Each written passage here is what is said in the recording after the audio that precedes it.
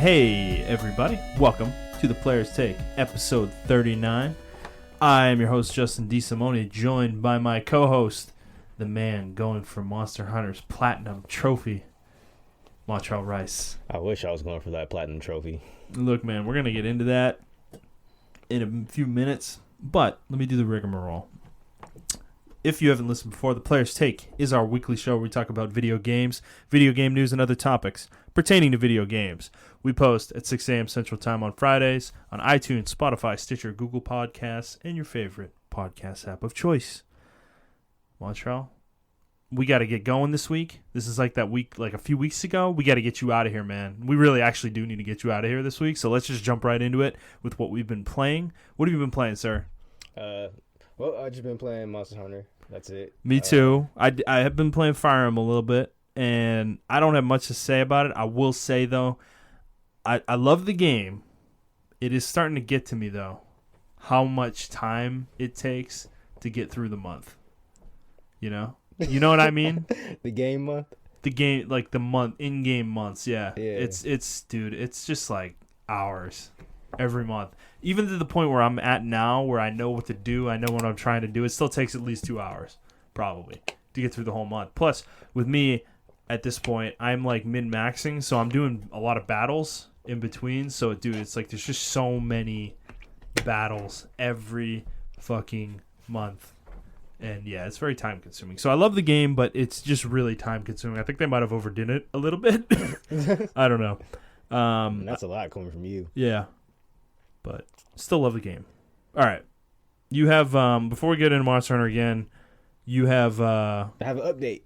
For your lady playing Breath of the Wild. She's been playing Breath of the Wild. I forgot how many Korok seeds she found, but she knows what they are. I mean, she's finding them.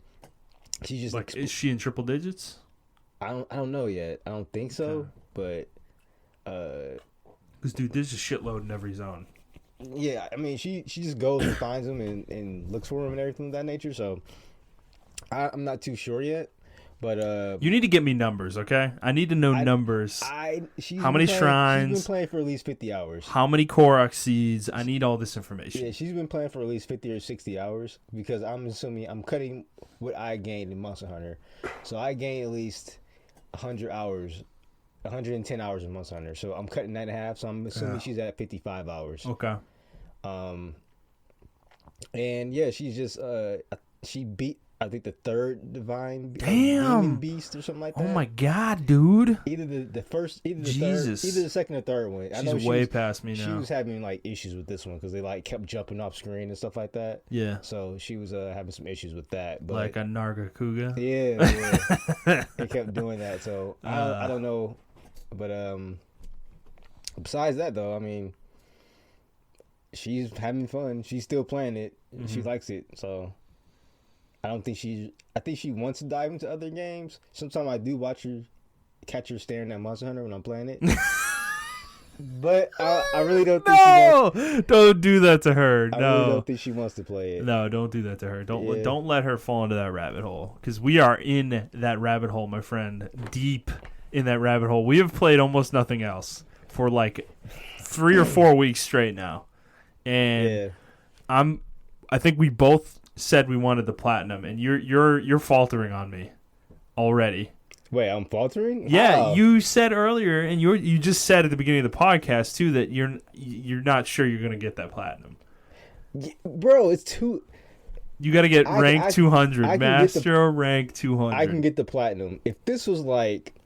I mean, of course we can get it. Yeah. It's just the willpower necessary is going to be gargantuan. So if this was like post-launch PS4 or Xbox, right, where there was nothing out, like 2013, 2014 era, when there was nothing out, and all I had was Monster Hunter new consoles, I could definitely platinum the fuck out of this.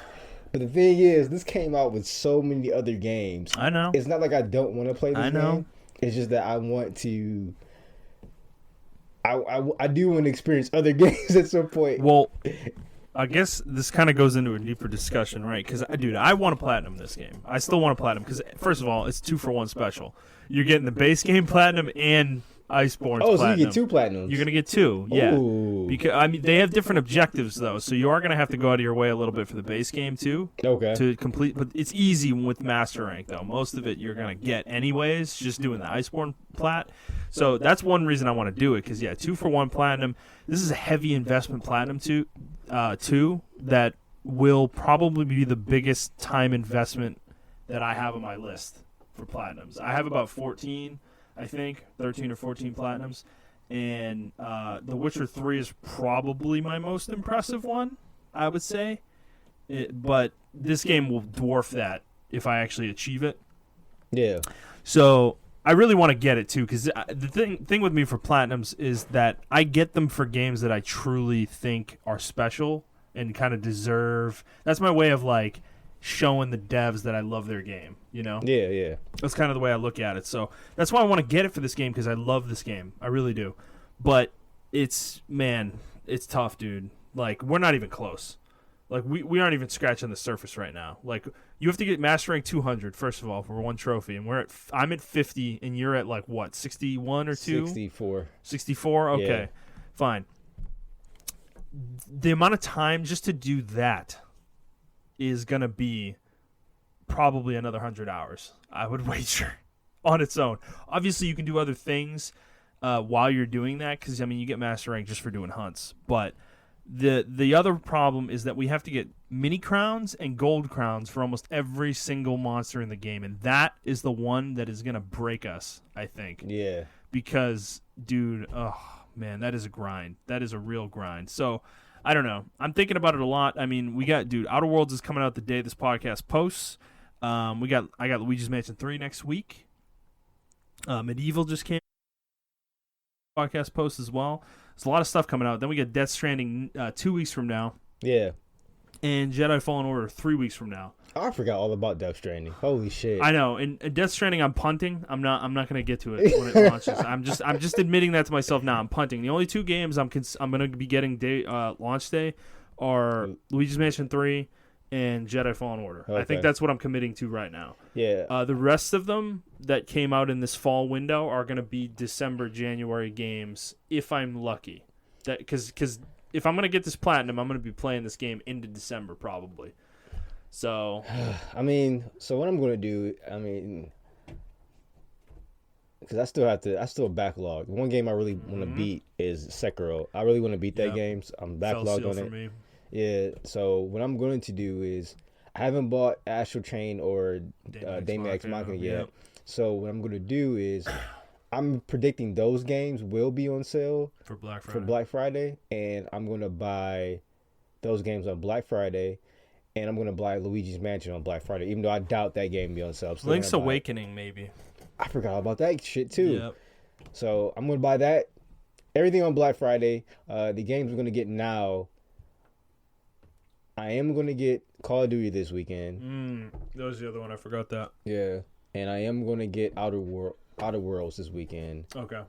But I'm not going to be able to play Outer Worlds until I'm done with Monster Hunter. So I'm burnt out on Monster Hunter. I'm not playing any more single player games. Even though Monster Hunter is a multiplayer game, I consider it a single player game because it kind of has that single player aesthetic to it. Yeah.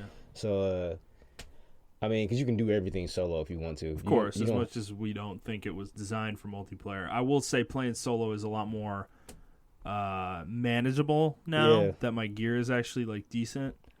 Yeah, I can kill most things in 10 to 15 minutes. Yeah, me too. And I do like playing solo. Sometimes I turn off my cat just so I can get the monster constantly focusing me and do constant damage on it. Because I do notice sometimes with the monsters, they would just go for the cats, and that kind of throws out their behavior. Yeah. When you're trying to learn their behavior and stuff like that. So sometimes I do throw them off, or throw off the cat, the Palico rather, and I do go solo, like solo dolo.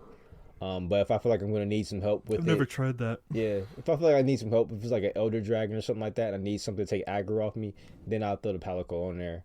Yeah. But for right now, when I do like regular monsters or monsters I don't have too much trouble with, I do take the Palico off, and it makes my hunts go a lot faster because they're constantly targeting you. Yeah. It does get a little hectic, but if you know their moves and how to dodge it, then you can do a lot of damage. It cuts down your DPS time. Yeah, I don't know if I'm ballsy enough to do that. Yeah, Miss Kitty though. I mean, dude, she's good. Dude. Like that's the thing. I don't know if I want to take her out because man, her dude, I'm using the buff cat, the basically the one that's like the horn replacement. And yeah, her buffs, man, are fucking good, dude. Yeah, man. She gives you that like stamina one that is basically like one of those bugs you can eat. Yeah. That like lowers your stamina usage. That one is insanely good for a dual blades user because I'm constantly using my stamina in Archdemon mode. So yeah, that one is insanely good. And then yeah, her offensive and defensive buffs, like attack and defense buffs, are extremely good as well. Yeah. And then she has this move that she uses pretty often actually, where she hits a gong and it like staggers the monster. And dude, we've seen that do some crazy shit. There was a monster, I don't remember what it was. Do you remember what we were fighting where it jumped in the air and she did the gong thing in midair while it was in midair, and the monster fucking flipped over and fell on the ground. What monster was that? I don't remember, dude. We were having trouble with it too, and we were just like, holy shit. It was one of the most... It was a Tigrex. The Tigrex was in midair. Was it? Yeah. Oh my god. It was one of the most epic, awesome things I've seen. I think one of us was dizzy. I think I was dizzy. Yeah. The Tigrex was like leaping in midair. She saved our ass for that so many times, dude. Like, I'm stunned or something. Like, so yeah, I'm not sure I could turn her off. Like, it's hey man, Chibi with his stuns, man. He gets. Well, yeah, I think you have a paralysis weapon on him, right? Yeah, paralysis. Yeah. Okay, yeah, I need to put that on her too, because yeah, she'll be doing that on top of the gong thing. If I put a paralysis weapon on her, it's just like this is OP as shit. So I don't know. I don't think I could turn her off at this point. Like I am attached to my Palico, so I mean it is hard for me to turn it off sometime. So. I don't know, man. Yeah. I mean, you're Mr. Meta over here, man. DPS, man. Hey, man, it's time, I just got to do it. What I got to do. Yeah. Well, something I need to do is I need to start making some loadouts. Like, I have a few, but I need to make more now that I have, like, my equipment is, like, more... Because I made a bunch of, like, one-off pieces on different sets a few days ago. Yeah. For certain skills and stuff, and I need to kind of just, like, put all that together into loadouts and stuff, because I'm still just using the Tigrex armor for, like, everything. I mean, it is really good. The earplugs is really good. Oh, my God, it's and so the speed good. eating and the free meal. Yeah. It's like insane. That's insanely good armor. And I do miss those skills, and I put on it. Like, I have a skill. Right now, I don't have, like, different sets. I do have, like, a fire, water, ice, and electric bow set. Mm-hmm. But like I said, I can't really use my bow right now until I get the Soul Wrath armor. Or the Silver Wrath armor, rather. But it's called Wrath Soul. So whatever. Anyway, I can't really use it right now. Yeah. But the one I do have is I have a set for all the Elder Dragons. So I have one for, Kushadora. I have one for Teostra. You mean ones like to counter them? Yeah. Okay. Yeah, I have specific sets to counter them. Which is what I need to build. I don't have that right now. Like for the Glavnus, I think he has fire resist, so I use him for the Teostra. And the Pink Rathian set has windproof, so I use that for Adora. Yep. So the thing with Kushala Diora, I've been kind of putting. That's what I need to do because I've built a bunch of windproof pieces. Yeah. Like singular pieces from a bunch of different sets that all have windproof, and I need to put them all together. Okay. And make a Kushala set because that monster in particular, he's such a pain in the dick to fight. Yeah, unless you poison him constantly. Yeah. He's annoying, and I need to fight him a few times in high rank to get some tails. Yeah, he's even annoying in high rank. Oh my god! Man. But yeah, I need to cut his fucking tail off, dude. I have so many things to do in high rank from Elder Dragons still. Yeah. Like I need to fight Teostra a bunch. I need to fight Valhazak. I need to fight Kushala. All of those a bunch. I think I need to fight Lunastra too. So I still have a lot to do, but I'm trying to just get through the optionals right now. All I have left really are arena quests. Like the special arena ones, in 3 and 4 star. So I want to get through those. That's kind of my primary focus right now. Once I do that, I'm going to start hunting for materials for gear sets. Yeah, I finished my 3-star for Master Rank, so that was completely completed, done. The 2-star, I still don't know what missions you need for it. Like it's still. Did you do the Anjanath? Yeah. Captain Anjanath? I capped the Anjanath. Because that's the one thing I need to go back and do that. I need to cap an Anjanath in Master Rank and see if that's enough, because I did every other monster. I'm pretty sure that's in 2-star. So I don't know, but I'm still enjoying the game a lot. I was starting to think about it over the last couple days. Like I'm getting to that headspace where I'm like, man, am I gonna keep doing this like the game is every fun. day? We didn't even like, touch the guiding lands yet. Yeah, I know. Yeah, we haven't even really done any. And there's variants of monsters that we haven't fought yet. Yeah, we haven't fought Zine Ogre. We haven't fought Yian Garuga. Yep, I keep forgetting about that monster. And I think there's another. Brute Tigrex. There's Brute Tigrex. Then there's Rajang. We haven't fought either. Yeah. And then there's a variant version of Kieran. Oh my God! Really? Oh, yeah. Jesus Christ! I hate that. So we haven't even like broke the surface yet in what we can fight, man. Yeah. Yeah, and you've put in over 100 hours into Iceborne, and I am close to that number. I think I was at 170 something yesterday when I logged in. So I'm at 90 plus. What I was going to do, me and our friend Andy was talking. He wants to play it on PlayStation. Yeah. I hope they introduce some kind of cross save thing because I want to play it on PC as well at 60 frames. Dude, yeah. So I want to get into this real quick. So I was talking to him today because he was telling me that he's playing on PS4 and he just went back to PC because he couldn't stand the frame rate issues. Yeah. On PS4, and dude, I'm getting to that point now. This is like the third game in a row I've played on the Pro that is just laggy as shit. Like Borderlands 3 was awful. Like there were frame drops all over the place in that game. And Monster Hunter, it felt okay at first, but now the more I'm playing it, the more I'm noticing frame drops happening a lot. Yeah. A lot. The game just isn't optimized, and that's in the performance mode that's like frame rate specific. Yeah. So I'm kind of starting to get to the point where I like kind of hate the Pro because I don't feel like the base game, like the base PS4, lagged anywhere near this much when I played it. Yeah, it doesn't lag.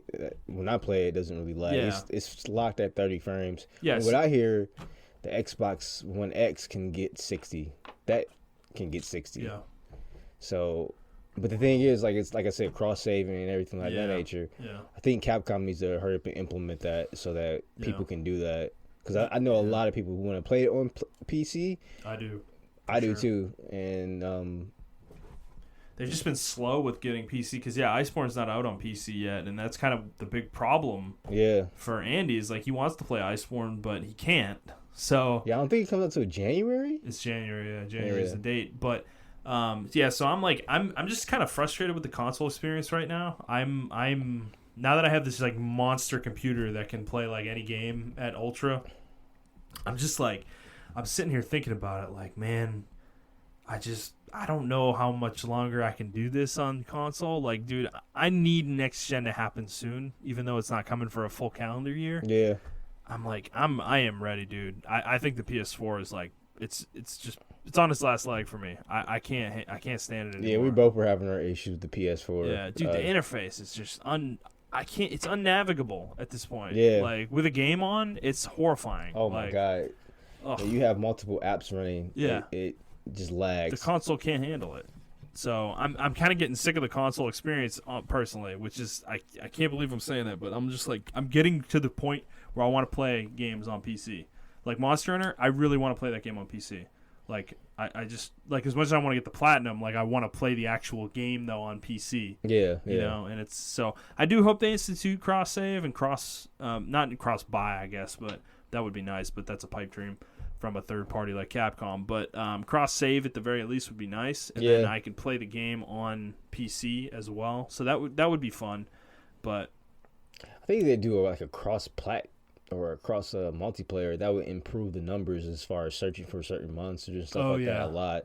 Yeah, dude. Yeah, I was looking for SOS flares. I am actually genuinely surprised at how few there were available. Maybe they restrict it.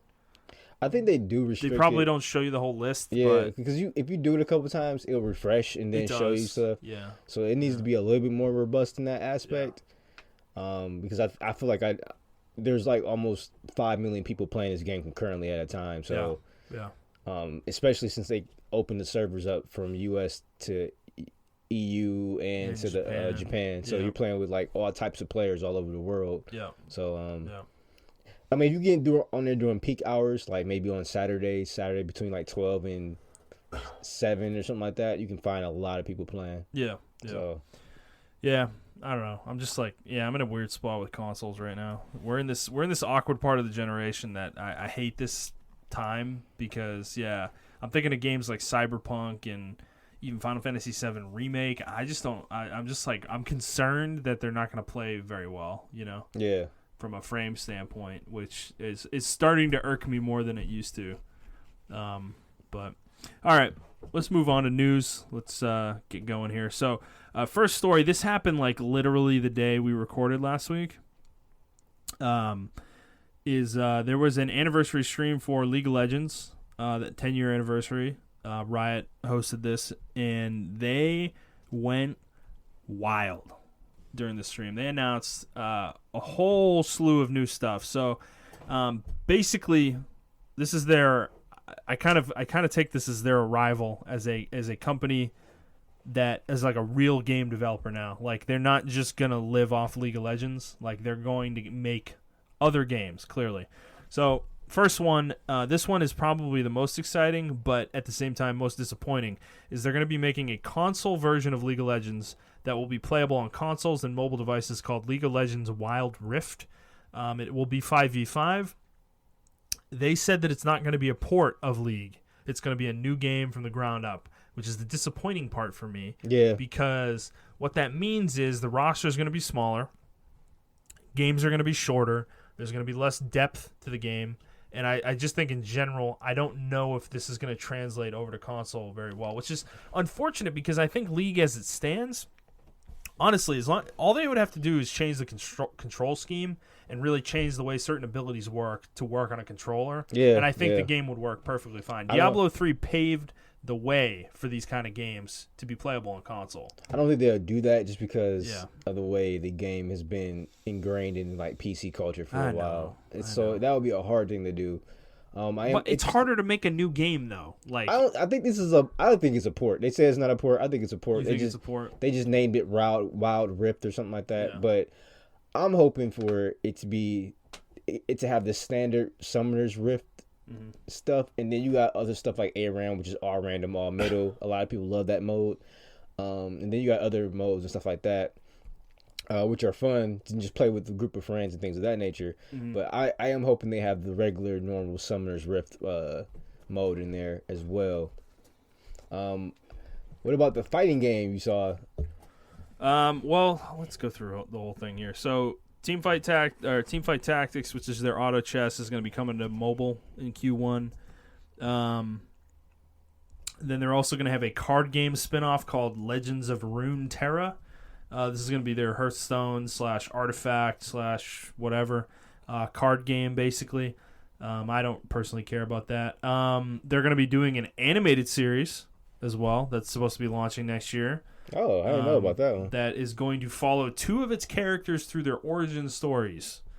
And then there's going to be a thing called the LOL Esports Manager.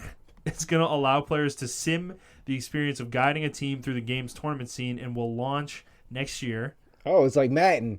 Yeah.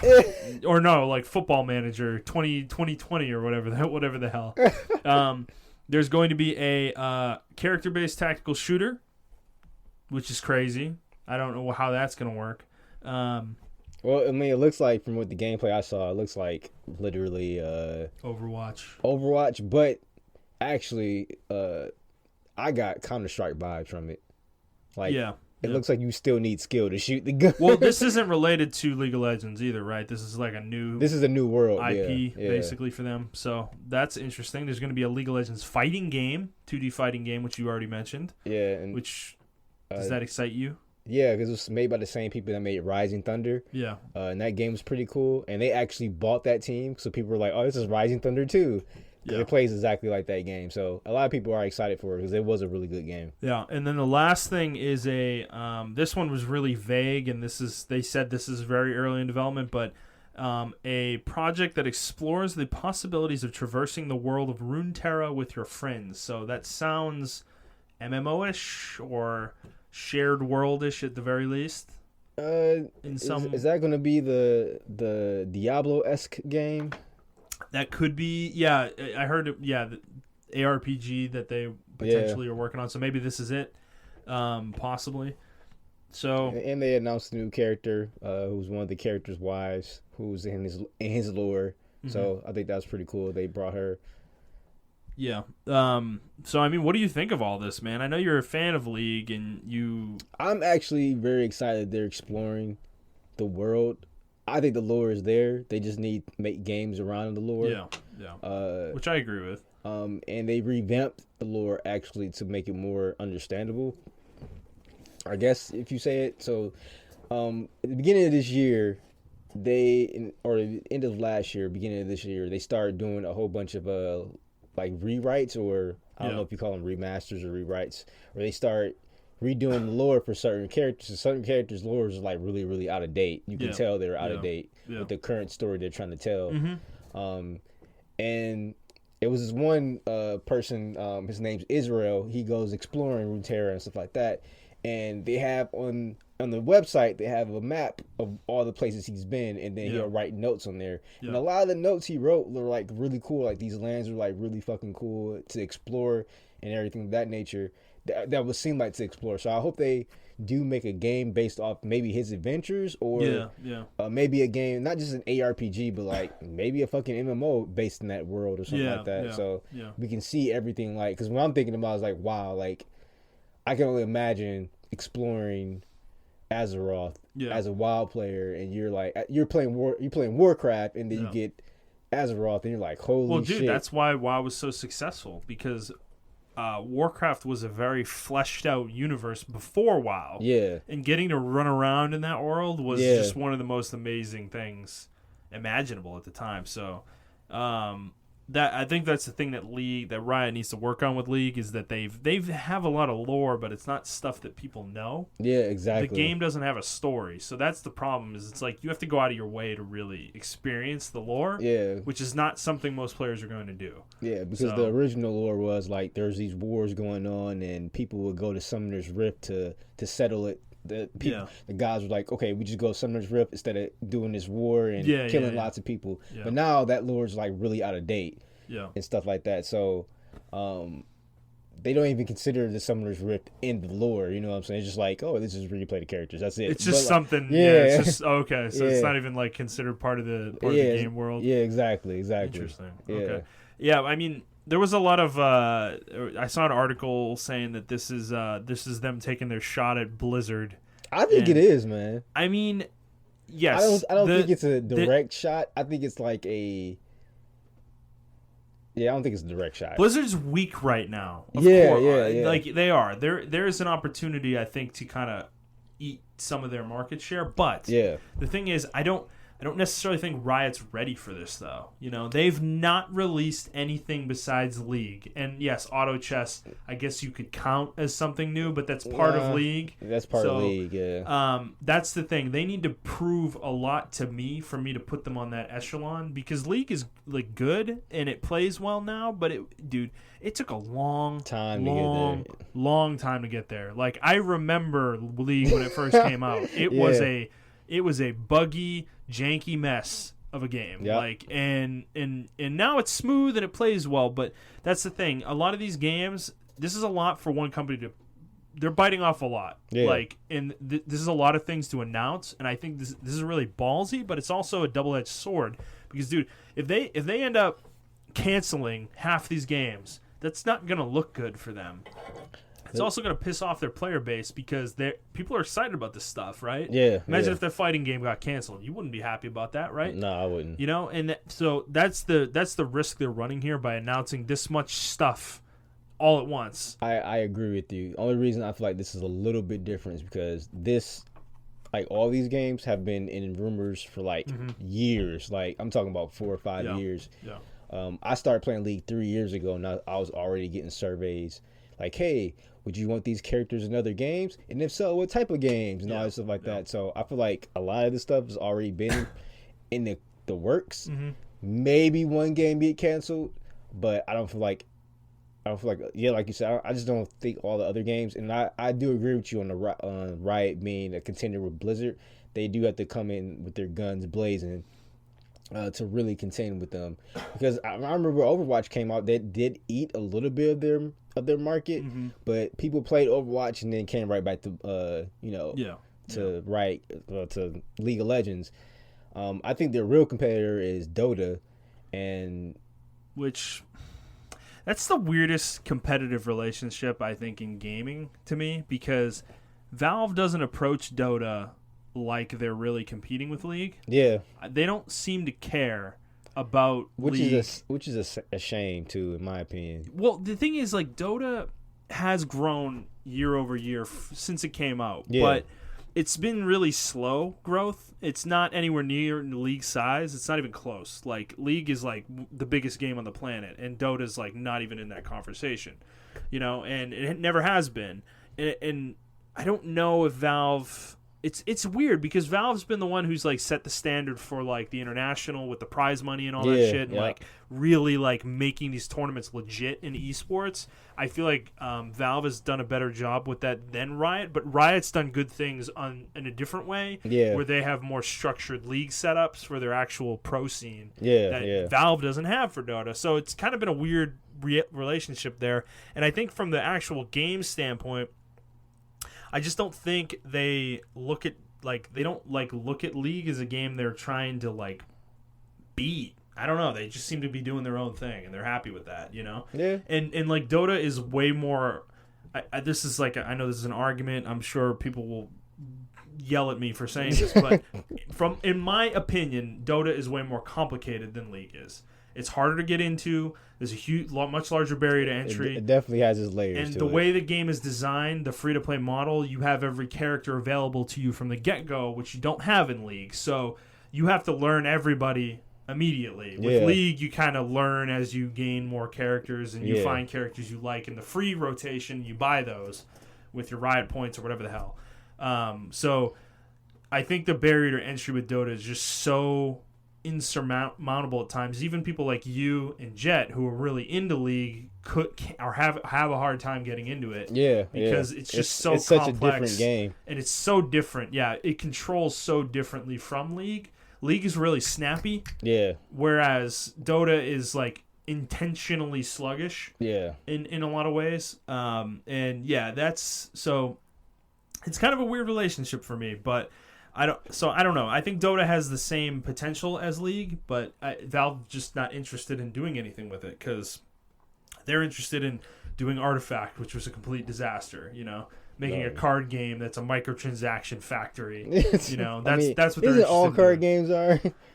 Yeah, but you can make a good game though. And do that, which is what Hearthstone is. You know? And I'm sure Riot's going to try to do that with this. And like Gwent, the CD Projekt Red's one. Red's one for The Witcher. That one was pretty solid too when I played it. So it's just, I don't know. It's like Valve, like the idea of Dota being on consoles. It's like it's never going to happen. It's just never going to happen. I don't think Valve will ever do it.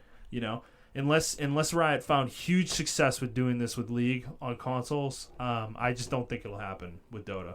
So, which is a shame because I think Dota could work on console, but I don't know. So, but in terms of Riot themselves, like let's get back to them.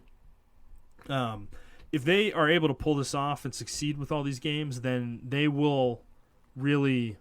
I mean, they're already a huge player in the market, but they'll really arrive as a company, I think, that has true clout, They've always kind of been in their own sphere. Yeah, I don't think they touched the console market. So I think that's why I think this will be an interesting thing to get into the console market because, lo and behold, a lot of people play Smite. A lot of people on console play Smite, and they love Smite. I didn't know so many people played that game until, like, recently. It's big. Yeah. And a lot of people came from Paragon over to Smite too because when Paragon died because of that was unfortunate because Epic doesn't care about anything other than Fortnite. So. And a lot of people, that game had a cult following. I was one of those people who loved the game. I thought it was really different, but I mean, it is what it is. But yeah, if Riot breaks into the console market, especially with that fighting game, I think that's going to be their big thing. I don't think Wild Rift is going to be the biggest thing on the console. I think the League of Legends fighting game will, especially if it's good enough to hit Evo, Yeah. the biggest fighting game tournament in Las Vegas, if it hits that scene, then yeah, they got their foothold in that, and that would be really beneficial not only for Riot but the League of Legends franchise in general. Yeah. Because I seen a lot of people say they're interested in these characters, but I just don't know how to. I don't feel like playing League of Legends. Yeah, no, it's an intimidating game. Yeah. I think the ARPG could be sneaky huge for them too. I forgot about because the ARPG genre right now is in a resurgence, and it has been for a few years. That it had been dormant for about 10 plus, from about 2003, 2004 to like 2014 or so. 2012. That's when Diablo 3 came out, right? Yeah, but Diablo 3 didn't get good till 2014, 2015 when Reaper's Souls came out. So that's why I'm saying that whole time period, because the only game that really came out that made any real impact during that period is like Titan Quest. Yeah. And yeah, Diablo 3 itself, but it wasn't good for 2 years after launch. Yeah, so yeah. That one barely counts up until 2014. But now we've got Grim Dawn, we've got Path of Exile. That game is absolutely gigantic. Grim Dawn's been a huge success for Crate. There's the Van Helsing, Warhammer 40K just came out with an ARPG that was pretty well received. Diablo 4, we're on the eve of probably an announcement for that. I heard it got coming leaked, up, but I couldn't find a leak. Yeah, there's a ton of these articles going around, but so dude, like the genre is resurgent right now, and I think if they can hit on that particular game, that will get them a lot of credit, I think, with a audience of the PC that I think is not interested in League, but is pretty hardcore in their own way. Yeah. The ARPG community is like really hardcore. They are, those games are purposefully grindy, and they're really deep mechanically and systematically with the RPG systems in the game, and like in those games. And people eat that up. The fans of those games eat that stuff up. Yeah, so, yeah. Grim Dawn and Path of Exile in particular are two really complicated games from a statistical standpoint, like an RPG standpoint. They're very complicated, and people love them. Yeah. So I think if they can hit on that, they'll get a segment of the market that they don't really have right now. So I think that's a big one for them too. But I mean, honestly, all these are going to be big for them, though. If they can hit on them, dude, they could become a powerhouse that we really haven't seen since Blizzard's kind of height of their powers 10 years ago, So. I mean, they to me, they've been had the potential to do this. I think for whatever reason, they just been scared. Or maybe they just been counting their cards, but they should have did this like maybe 3 years ago. Well, maybe it's good that they're not rushing, though. Yeah. Maybe they're really taking this seriously. And they have enough time and money, so they do, exactly. Yeah. League is just prints money, dude. It's been printing money. It's interesting though, because this company is 100% owned by Tencent, but it looks like Tencent is letting them do what they want to do. Why would you interfere? They're one of the most successful companies on the planet in video games. Like, why would you even interfere if you're Tencent? They're just making money for you. Like, there's no reason to get involved right now. Like, until they start messing up, there's no real reason to get involved. And I think that's why Activision's gotten involved with Blizzard, because Blizzard's been screwing up. They've screwed up for years, but part of that is Activision's fault. Yeah, potentially. That's true. Yeah. So, I mean, where would you say Blizzard? I know we gotta probably move on, but where would you say Blizzard like messed up on? Like, as far as, would you say it's WoW, or would you just say not making good content for WoW? No, it's everything, dude. I mean, it's what we talked about in the original first episode of the show. This has been a slow, decade-long burn for Blizzard, where they've just consistently gone downhill, and some of that may be Activision's involvement, right, with all the microtransactions in all their games. But you take out the microtransactions and forget about that for a second. Just the design of their games has left a lot to be desired, right? Like StarCraft 2, we've talked about this endlessly. That game was not fun. Like, it's not a fun. They forgot to make a fun game. They were so busy. Balanced, but they were so busy making it balanced, they forgot to make it fun. And then Diablo 3 is one of the biggest disasters of a game that they've ever had as a launch. Even though it was successful ultimately, like financially, the game was terrible at launch. It played great, but like it didn't have good progression. Itemization was awful. The real money auction house just undermined the game to a horrible degree. Yeah, And once they took that out and Reaper of Souls came, the game got better. But I still think that game is not that great. Like as an ARPG, I just don't think it's that good. I barely consider it an RPG. So design wise, I think that game was poor as well. And then you look at Overwatch, which that game plays great and is designed really well, but it had no content at launch. It was just a multiplayer game. That's all they had. There was nothing else there, and that is. In that game, to me, its biggest falter is they have all this lore for these characters. Yep. They don't have lore. They have interesting character backgrounds, because I don't really consider that lore, but they don't have lore behind it. There's no story in the game. Yeah. So you take that game, and then World of Warcraft is the other game that is slowly but surely gotten worse and worse and worse. So over bad the they years. had to make a classic version. Exactly. Of it. Yeah. And I've not heard good things about it recently. And when I went and played it I think I played it in 2015. I went and played Mr. Pandaria briefly, right before the Draenor expansion came out, and I played for about 2 weeks, and the game was so bad I didn't even buy Draenor, even though I was excited about the expansion. I couldn't stand the game. It was awful. So it's been all their games. Heroes of the Storm's another one. That game's not a good game. They tried to do something cute with MOBAs, and no one likes what they decided to do. Yeah. They took itemization out of the game. There's no items in that game. Everybody gains experience together. It's like they were trying to make this team game that that takes away the individuality of your players. It wasn't well designed either. And that was I think that game was produced or directed by Dustin Browder, the same guy who did StarCraft 2. So I think that's why a lot of that game kind of just doesn't feel good either. Then you take that game, and then Hearthstone. Even that game is fun from a core standpoint, but the whole thing with that game is it's just a money printing machine. That's all the game's about. It's just making you buy new cards all the time every few months. That's the whole game. It's not really interesting from that perspective for me. So I think it's just when you look at their catalog over the last 10 years, and Overwatch is the last game they came out with. They don't have anything. I guess WoW Classic, I guess you count as something, a new game launch, but it's not new. It's just an old game they're re-releasing. And we're on the cusp of them about to release a bunch of stuff, so we'll see how all that goes. But the last decade of Blizzard hasn't been good, so that's been their problem. Is they, as much as we want to blame Activision for inserting microtransactions and making them do all this weird shit, like splitting StarCraft 2 into 3 games, I think, similar to Bungie, I think Blizzard is part of the problem as well. They don't get away with a free pass for me. So that's what Riot needs to avoid, is that they need to make sure they make good games, period, which they're capable of. So if they can do that, they can become a powerful force. But it's a big question when you have this many projects all coming at the same time. So you have anything else to say about that? No. All right, let's move on. All right, this story actually happened a couple weeks ago. This went under the radar, so much so that I didn't hear about it until last week.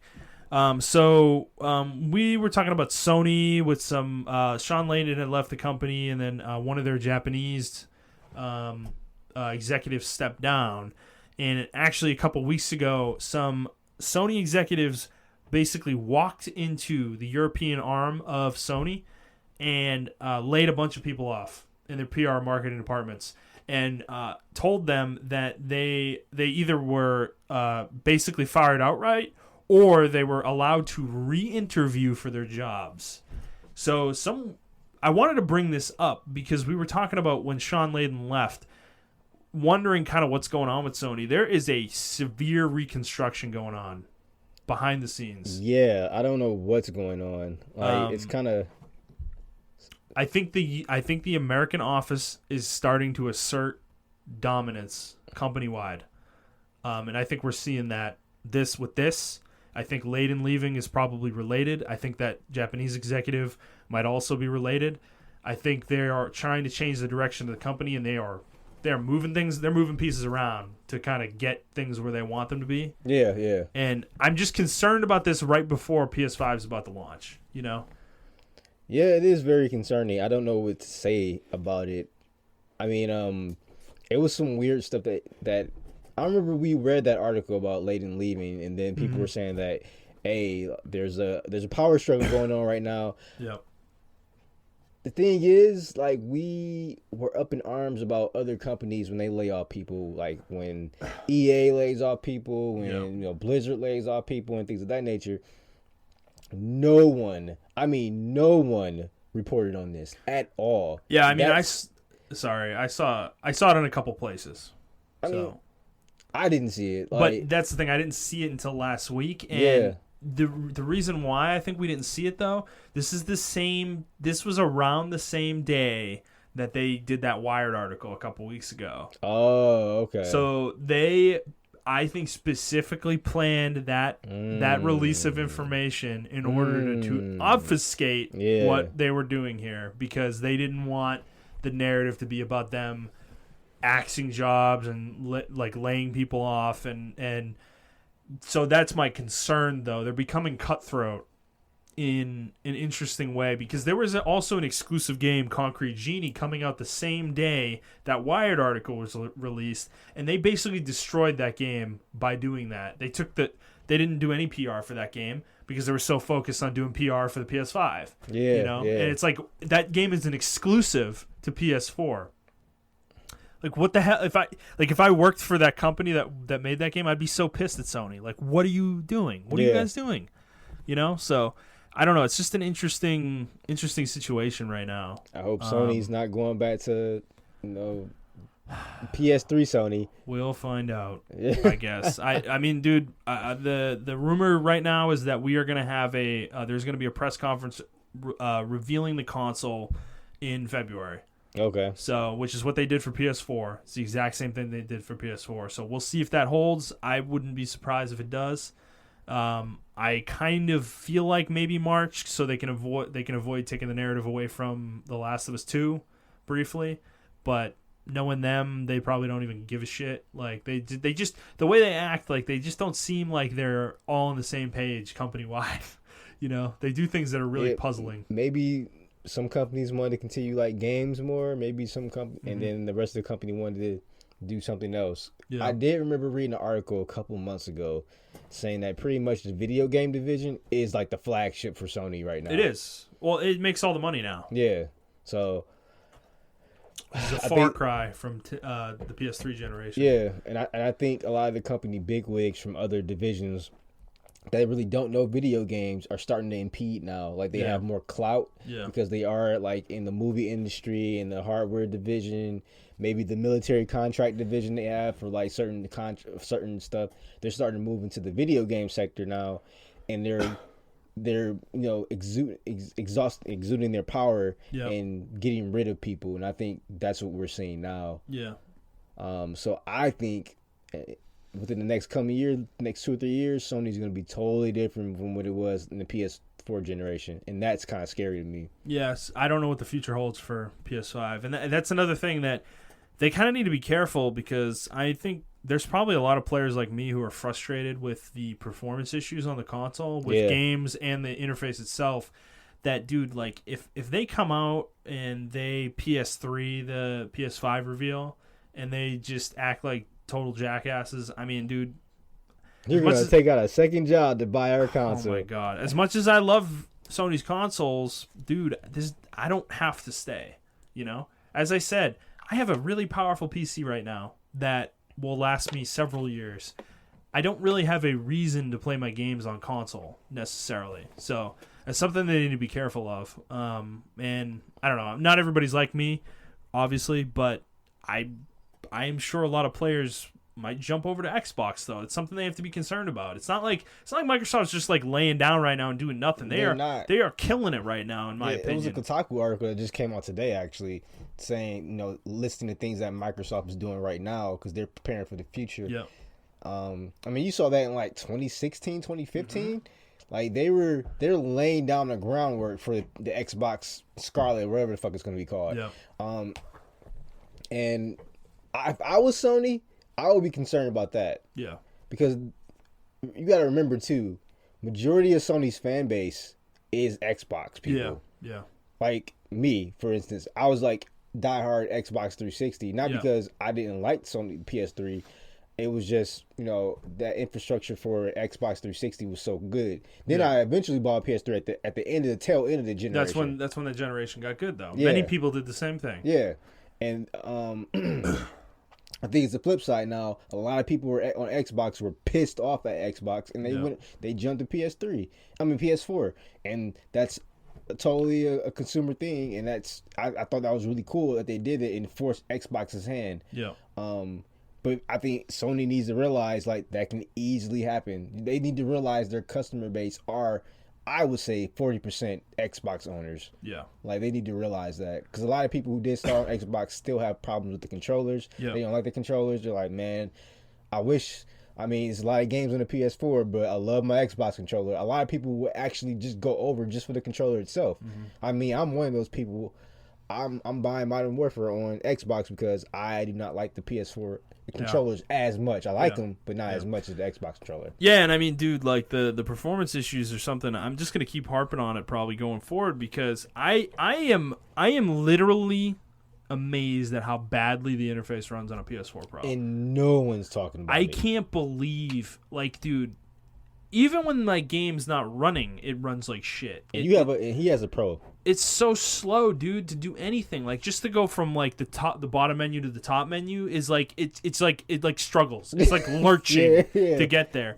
And dude, I don't feel like this happens on Xbox. When like the brief time I played around with it a couple months ago, the one I have, the Xbox One X, it didn't happen on there. It was really smooth, Yeah. They need to fix their UI on Xbox, but it's everything snappy. Like before I packed my Xbox up, like I used to use my Xbox as like my media device, multimedia device, because I'm in the process of moving right now. So now I have to use my PlayStation.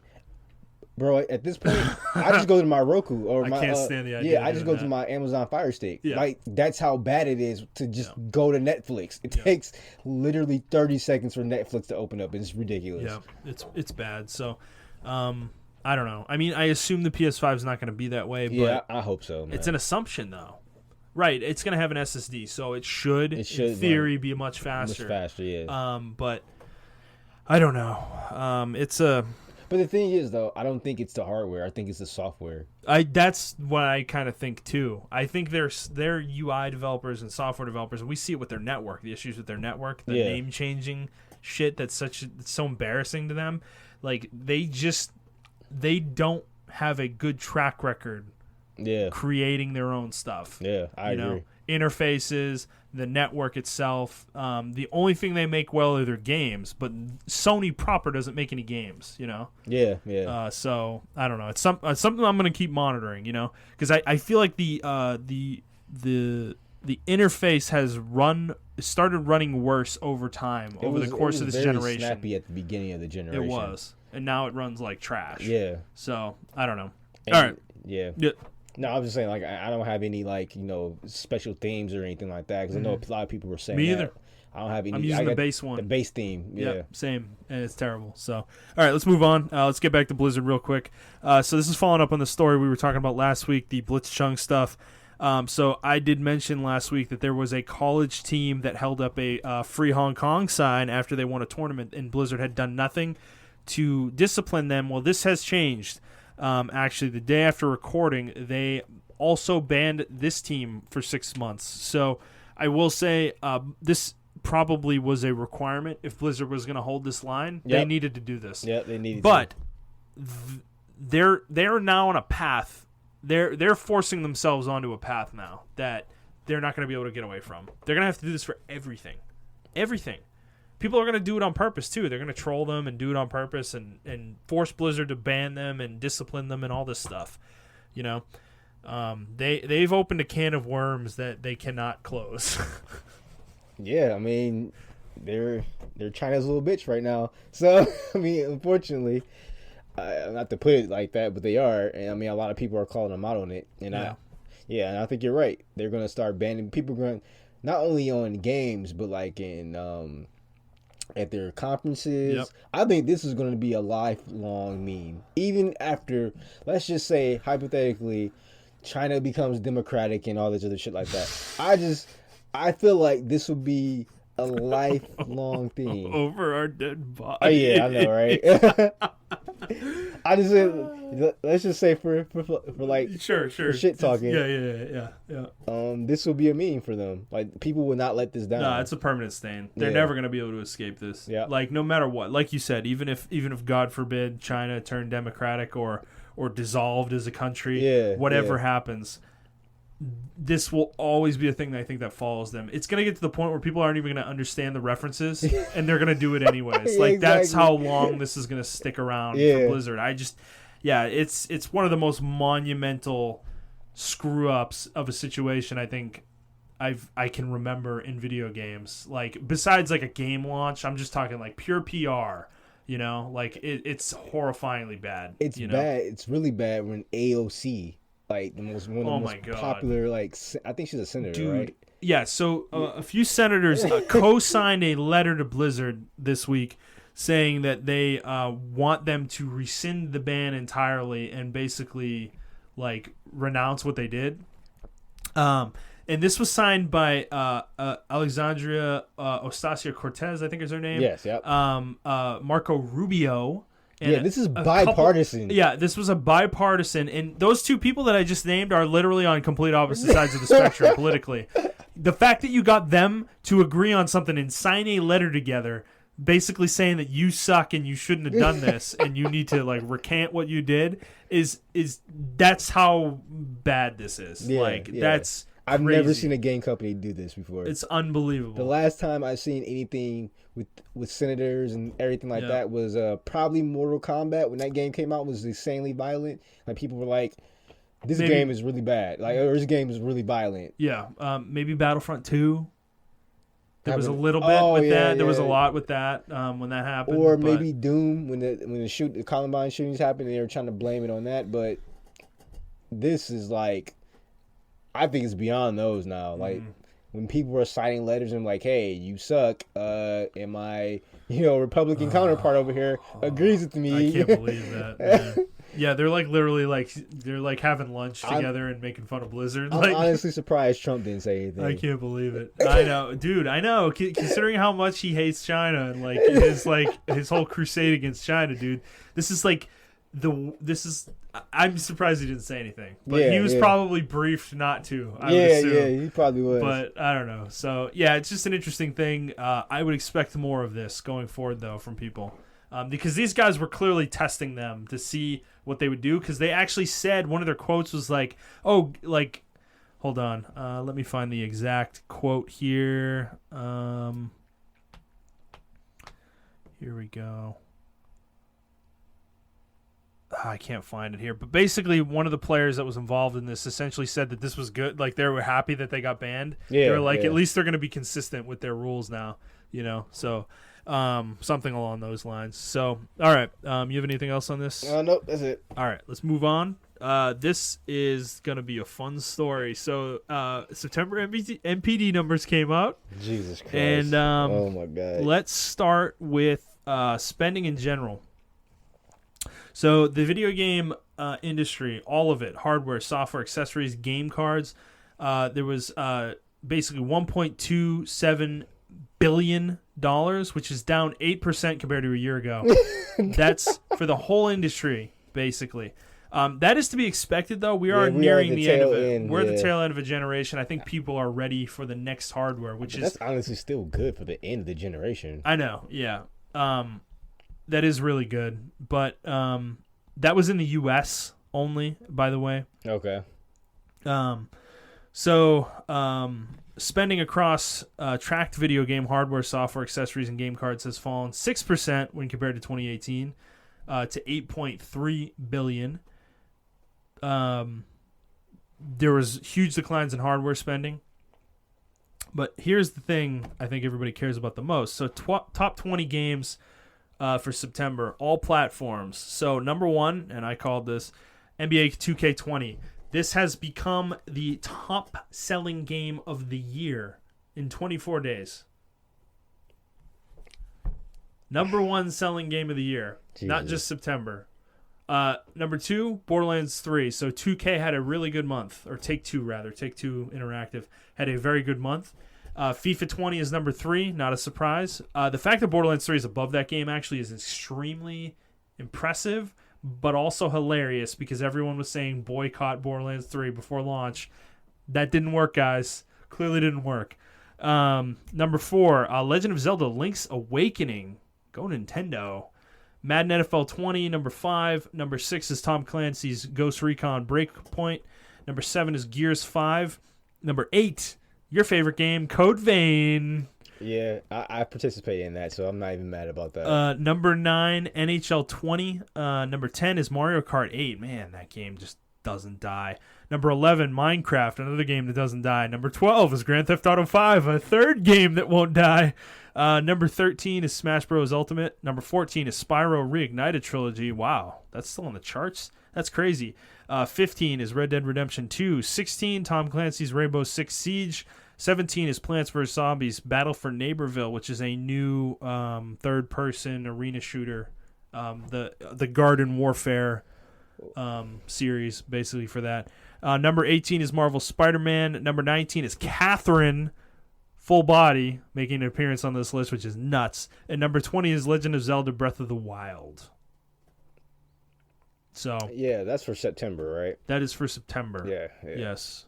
Full month of September. Any surprises on that list for you? I mean, Catherine, dude, I can't believe that charted. I actually can't believe Catherine charted. That's nuts. That's crazy. That's nuts. That's dude. Actually giving me hope. It's a great game. Yeah, man. It deserves to be there, Yeah. so I'm happy about that. But, dude, like... I'm actually surprised Code Vein is up there, but they did have a huge marketing push for that game, so that doesn't surprise me. What I just said does surprise me, but it doesn't. But it does. I'm actually surprised that Gears is up there, man. Yeah, I heard that game. I mean, like, I'm surprised it's 7 because people were saying that game bombed, and the reason being is because everybody just played it on Game Pass. Yeah. So the fact that it's in the top 10 is actually pretty impressive given that. I mean, we don't know what these numbers are exactly, but it does have highlighted that the stream digital sales are not included. Mm-hmm. So it's possibly more than that. Yeah.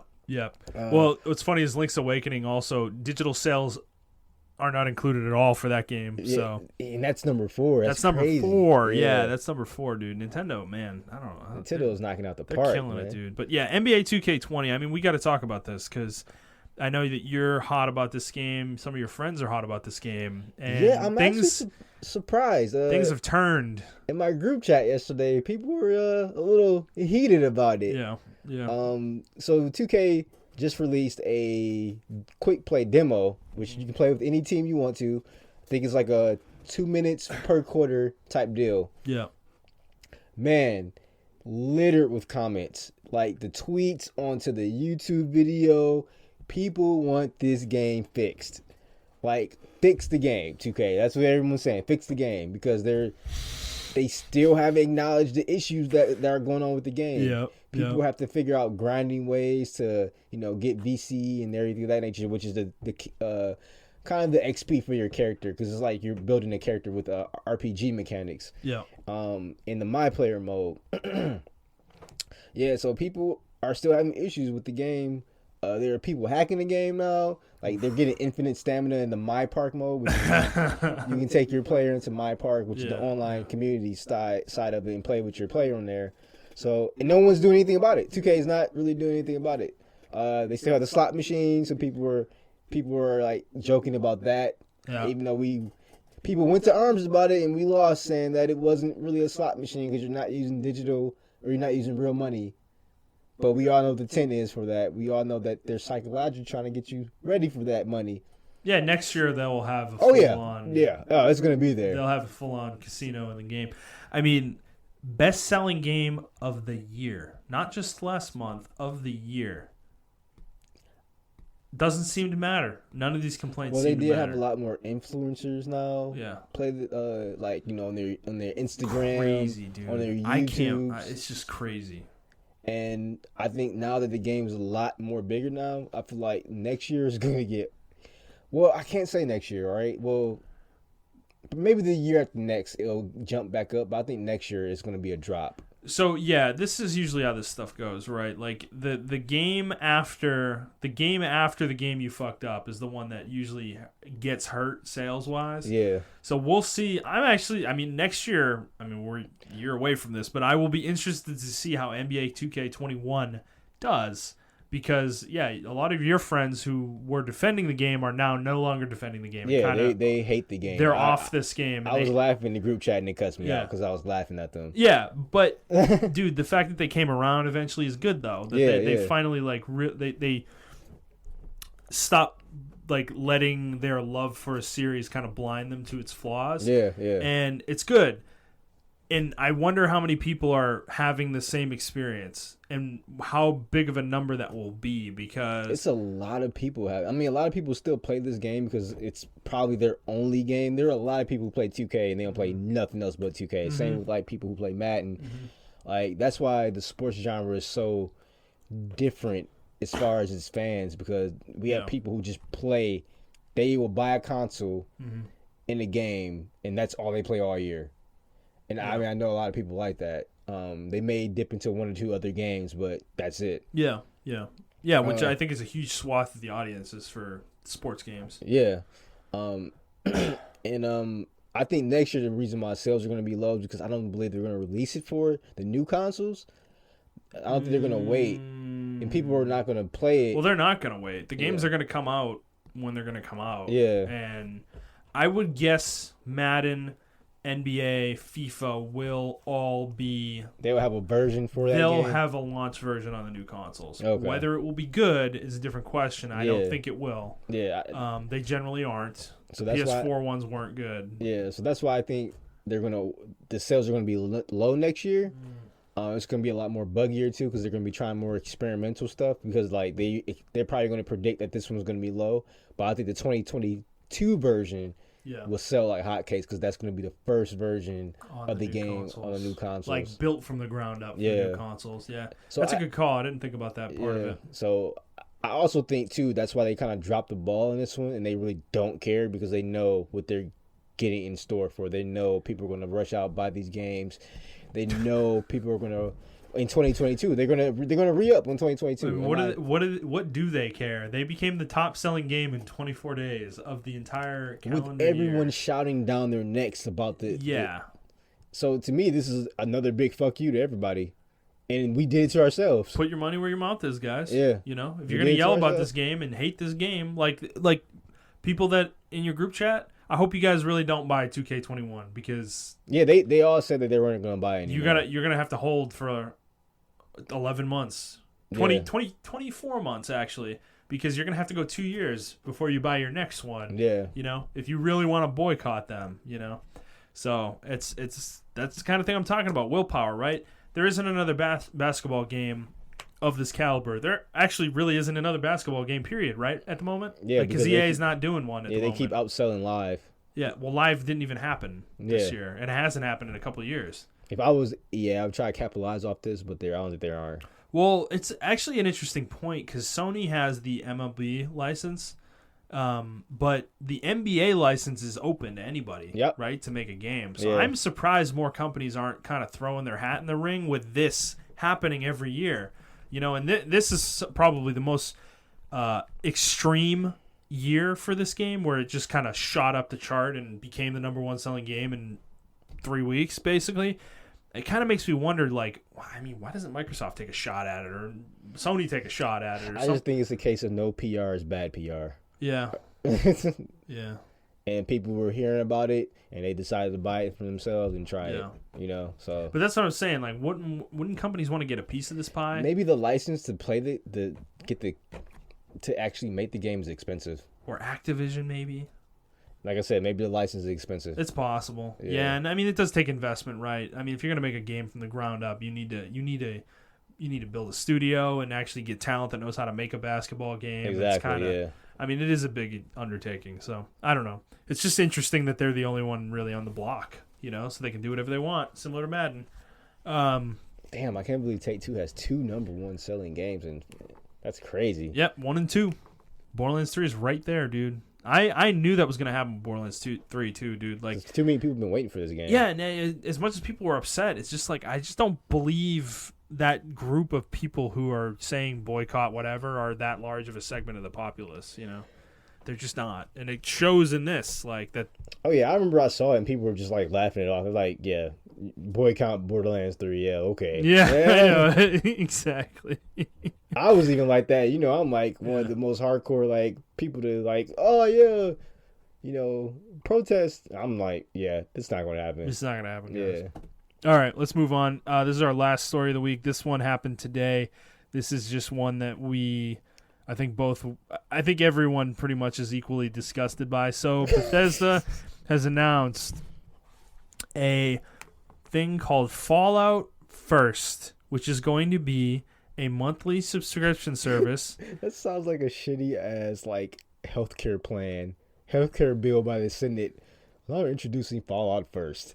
Oh my god. Yeah, so it's a subscription service that you can pay for monthly, or monthly for $12.99. This is in the US, or yearly for $99.99. $100. Which I do want to note is more than the price of PS Now and Game Pass monthly. Yes, you're right, monthly. Which is insane.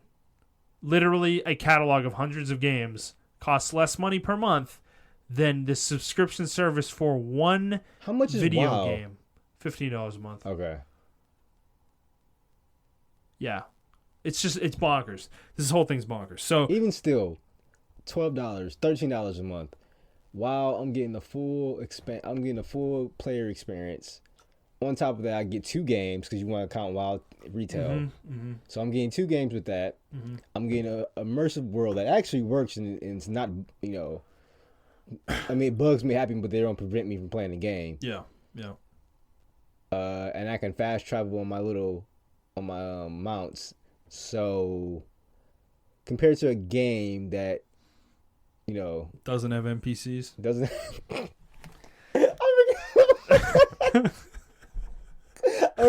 I think they just added NPCs. No, they didn't. They did? No, part of this press release today was that they announced the update that is going to be adding NPCs to the games is being delayed until 2020. Are you fucking kidding me? Not joking. That is 100% real and true. And okay, let me get into the facts real quick about this. So this subscription, what does this subscription get you though? Given how egregious we think it is, you know what does it get you? It may get you some good shit. So you know what does it get you? Go ahead. So the headline feature that you get with this is private worlds. Whoa, quote unquote. So you get your own private server. So how many people can I have in this world? Can I have a clan that comes in there? Like maybe 20, 30, 40 people? No. Oh, wait. I can go higher? 100? No. You're getting colder. I'm getting colder? Yeah. Okay, so 20? Colder. 10? Cold. Warmer. 9? Really warm. 7? You're burning up, man. 6? No. 8. Wow. You can have 8 people total, including yourself, on these private servers, which is... We'll get into that in a bit. I just want to go through the rest of it. So you get this thing called a scrap box, and I'm reading this off their site, by the way. Yeah, their official Fallout.bethesda.net /en/Fallout First.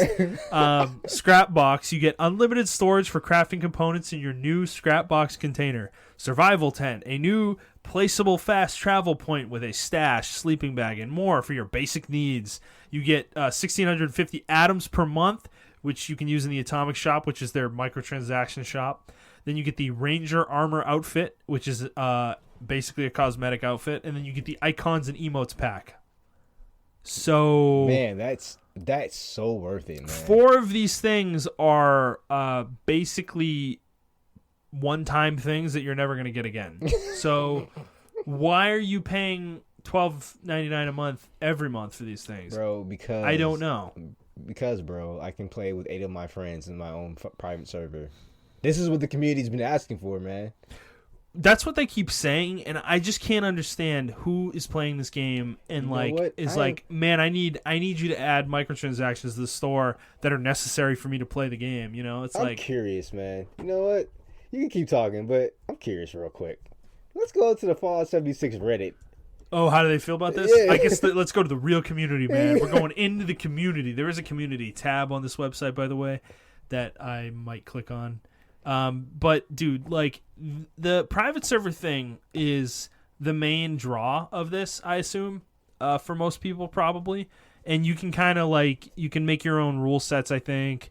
Let's see. Hold on. It's on here. First thing I see on the subreddit is Fallout 76 first subscription. Is this an out-of-season April Fool's joke?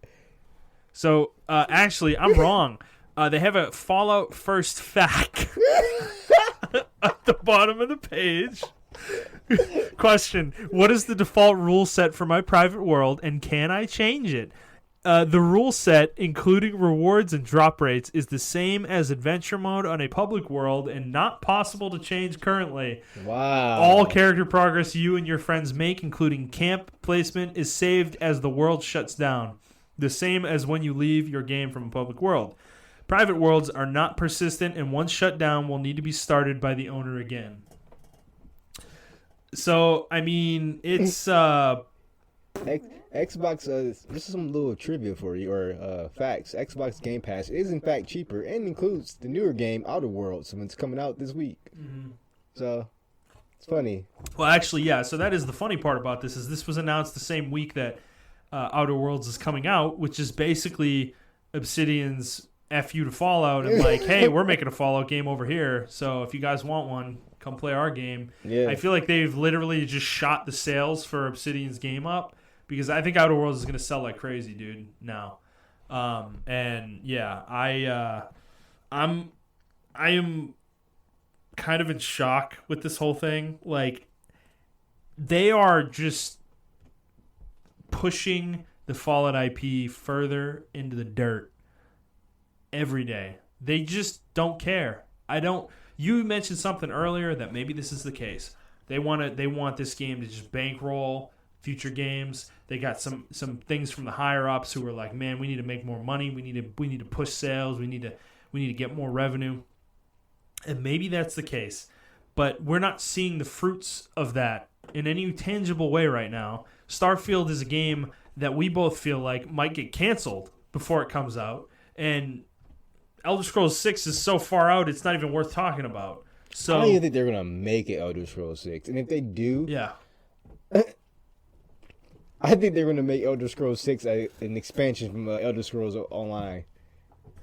I think that's what they're going to do. Because it's not making no money. How many times can you port over Skyrim, man? How many times? They're going to port over Skyrim to their new consoles. They're just ruining, dude. They're just ruining this IP, though, dude. The idea of the Pep Boy. His whole dude, he was a joke. Like, literally a joke on capitalism. Like how ridiculous the 50s were with advertising and branding and things like that. That was how he was created, and now he literally is what they were making a joke of when he was originally conceived. The whole idea of Fallout is a mantra, a parody of American society in general. Yeah. The 50s lifestyle, the 50s basically. lifestyle, yeah. And yeah, this series has turned into...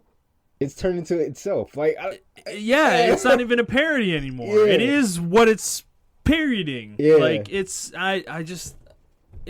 depressing, dude. Because, yeah, I have a really fond place in my heart for Fallout 1 and 2.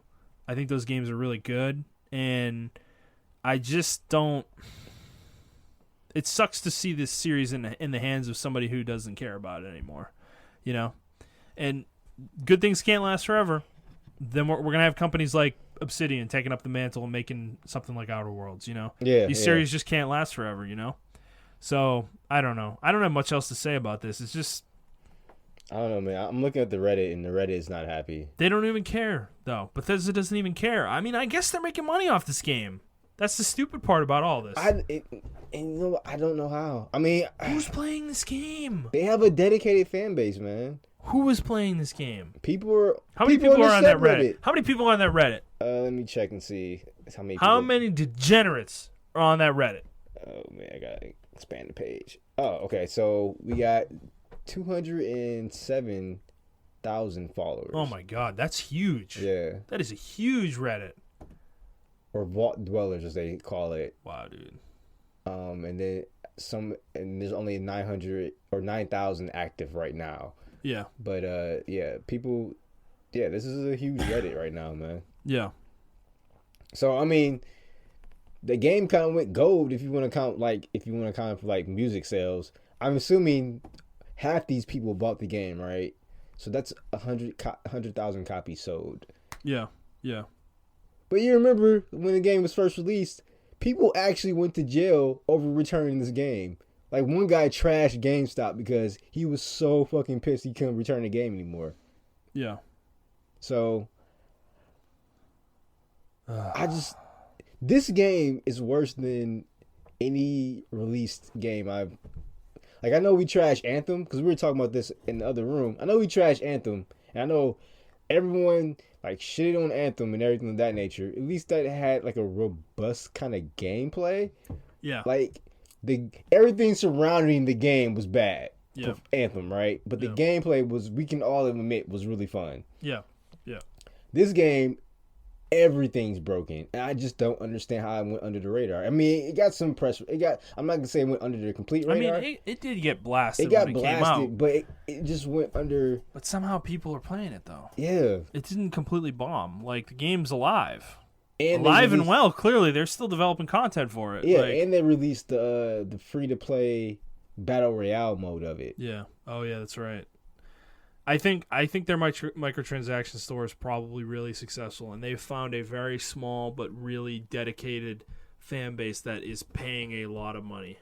That's fucking ridiculous. I bet that's what's happening. Oh that is my thought process right now. What is wrong with people? I don't know, what's wrong with dude. Like, the thing is, the power of an IP is strong, man. Like, Fallout is a strong, really robust IP that has been around a long time, 25 years. You know. Yeah, and I'm one of these dedicated like fans of Fallout. I love Fallout. I love the world of Fallout.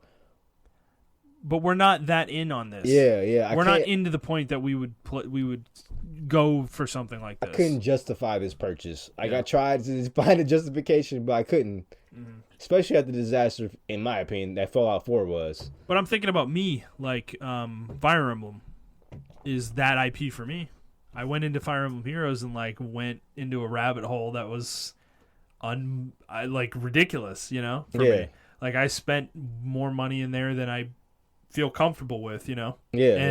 I did that in a game that I look at now as disgusting. You know, it's the same level as this. I don't. So it can happen to any of us, you know. That's the thing, is like, it just has to be the right IP. Imagine if it was like your favorite IP, like the one that you like put on a pedestal, like Mass Effect or something. Yeah. They made some mobile game that actually has some depth in it and has microtransactions, and you kind of rationalize some way in your head to play that game, you know, and then all of a sudden you're spending money in the store and you're not even thinking about it, you know. It's just how this shit goes, dude. It's how this goes. If Fallout's your favorite IP, you're playing this game, you're defending this game, you're buying microtransactions on this game. I think that's just how this industry is, and that's what they're preying on, you know. And it's an unfortunate reality. There needs to be some kind of, I don't want to get the government involved, but reckoning. There needs to be some kind of regulation, man. We need a reckoning in the game industry. We already had one. Remember, it was a huge crash. Like, man, that was like 30, 40 years ago. No, the one in the 6th generation. What? 7th generation. What are you talking about? You talking about like the beginning of PS3 generation? Yeah. I don't really consider that a crash. That wasn't like the crash in the 80s. Yeah, you're right. That one was like a reset, the one in the 80s. Yeah. So, yeah, you're right. It's not going to happen. I don't think it will. But maybe it will. I don't know. Who knows? But I don't have much else to say about this. You got anything else? Nope. Let's move on. I need to get that taste out of my mouth. All right. Games coming out this week. Nothing huge, really. Luigi's Mansion 3 is coming out on Thursday. That's a big one for me. There is a Disgaea 4 port. I can't believe they're doing that, releasing that game again. Resident Evil 5 and 6 on Switch. Yakuza 4. That's kind of a big one, right? Yeah. On because that's a brand new game, right? No, I think it's a re-release. No, you're right. No, that is a new game. That's a new game. Right? Yeah. That's the one that got delayed because of the voice actor. They needed to like redo lines and stuff for. There's a Super Monkey Ball game. Hey, I might buy that. That's the remaster, right? I think so. Yeah, man. Look at that. So that's for you. Otherwise, there's a Harvest Moon game. Oh, that vampire game's coming out. Vampire. I'm sorry. Vampire. Not a big week though. Overall, I think this week currently the one we're recording in is a much bigger week. With Outer Worlds, Call of Duty. Yeah, it's a way bigger week than the week of release. Yep. Anything else jumping out to you? No, not really. All right. I think we're gonna call it there, man. We're getting you out of here quickly. All right. This week. All right, guys.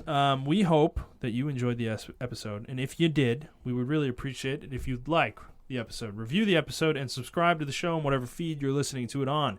And if you could, share it with your friends so we can grow the audience. If you'd like to talk to either of us on Twitter, you can do so at iTrapForTheHokage for Montrell. That is the number 4, not the word. I am at ThunderNut01, and the show is at The Player's Take. If you'd like to send a question in to us, you can do so on Twitter, or you can send us an email to theplayerstake01@gmail.com. Next week, I don't know what we're going to talk about. We'll figure it out. It's going to be fun. It's going to be a great show. And I know he mentioned it already, but we are on all platforms, not just Spotify. On so many platforms. I know I put the Spotify link on my Twitter. Yeah, and that's the one we blast out every week. But, but we are on iTunes. We just got approved for iHeartRadio. Yep. And we are on almost. Yeah, I think we're on the Alexa one too. Yeah, I think so. Yeah, the one for Alexa. We're on like everything. Yeah. So if you have a preference, you can go to those other ones. Just because we blast that link, we're just bad at social media and we don't know how to do all of it once. I am going to do the RSS because that stands for Really Simple Syndication. So I may put the RSS link on my Twitter page, and it will be pinned once I get a little bit more information on it. We'll put that on the podcast Twitter. Yeah, I guess. And I'll pin it to my account as well, and you guys can look at it through there. Yeah. So yeah. Also, I do want to mention, you may notice some differences with audio. Montrell has gotten an isolation shield this week, so he may sound a little different. I'm going to be getting one as well. We're working on the audio. We know we had some issues last week. We are trying to work through them and figure them out. We are not audio engineers, so we're fumbling around with it somewhat. So we apologize for the issues with that, guys. But if you are still with us, we appreciate you listening despite those issues. So we are working to do better there. So, all right, that's going to be all. We hope you enjoyed this one, and we will see you on the next one, guys.